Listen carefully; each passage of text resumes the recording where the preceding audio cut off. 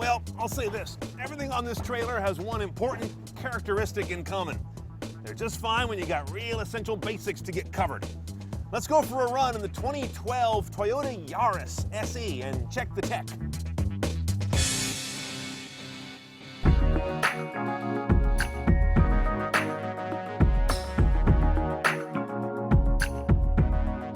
Now the Yaris, like the Nissan Versa, recently got a dose of organic redesign, shape that looks like a ball of putty that was shoved in a latex glove. I'm not a big fan of that school. I like cheap cars to look simple and kind of handsome, but so be it.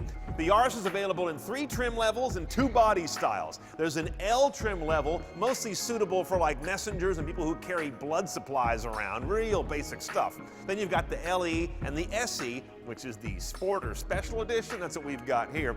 And you can get a Yaris in 3 or 5 doors.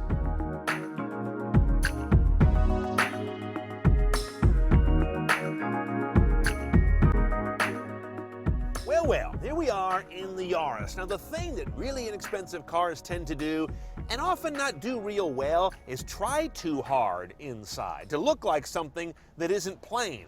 That usually goes bad on a budget, but they keep doing it.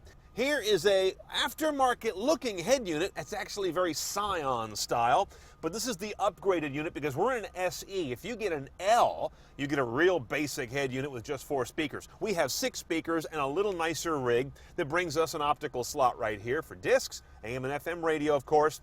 Satellite radio is available. Notice we have aux and USB. We'll get to those in a moment. HD radio also. Interesting on a car this popular and low cost. That makes the radio folks very happy. I'm still not sure a lot of consumers know what that is or care. Now, by the way, the HD radio and the Bluetooth streaming are part of this upper grade head unit. The base unit wouldn't have those. And finally, here are some Bluetooth hands-free calling buttons, which is also integrated into this unit. Now, I mentioned aux and USB are interesting. I'll give you a little time to find them. Take a minute. Take an hour. Take next quarter. You still won't find them. They're in here, up and under, way down there. Oh, up in the North 40. But even better than that, you'll find this in the glove box of your Yaris from a surplus sale at a closed state hospital for the mentally insane, I'm pretty sure. This is what you use to strap people down during violent encounters with the attendant. No, it's not that, is it? What the hell is it? It's a tire tie-down belt.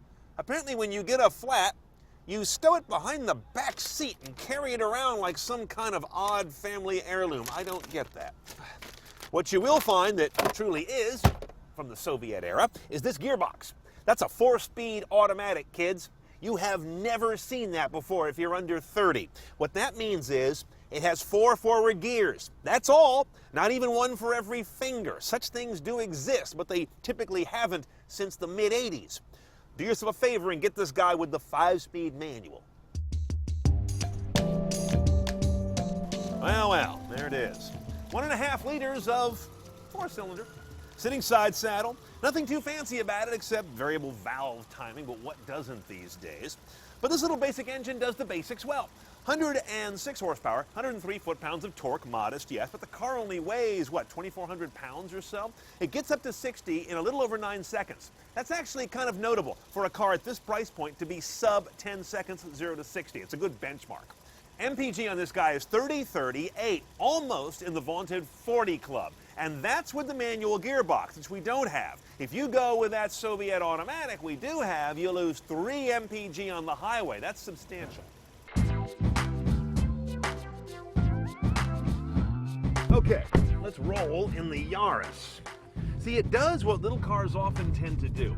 The power comes on willingly, you can tell immediately, without coming on forcefully. There's a difference. Okay, so about that transmission. Now, it's only got 3+1 gears to work with, right? But you would think it's shifting a lot more gears because it's always shifting, but that's because the gear jumps are very present. Because it makes big jumps or drops between cogs, you really notice them more, and they're a big event. That's really where this kind of a transmission is going to bother you, is you'll be in the wrong gear a lot more often, and the car has to correct that a lot more often. So in all, it's just pleasant little high-riding, springy, light input transportation. Think about it. All of those things are basically everyday pleasant on a day-to-day driving basis. That's why this car sells so well. Okay, a Yaris is a cheap car, but not the cheapest thing you can buy. It's nearly 15 base for an L with destination rolled in. You can add another $3 almost to go SE with all the niceties and the tech that we saw in our car. And of course, the choice between 3 and 5 door, as well as that 4-speed automatic and a 5 manual, are key things to test out in person.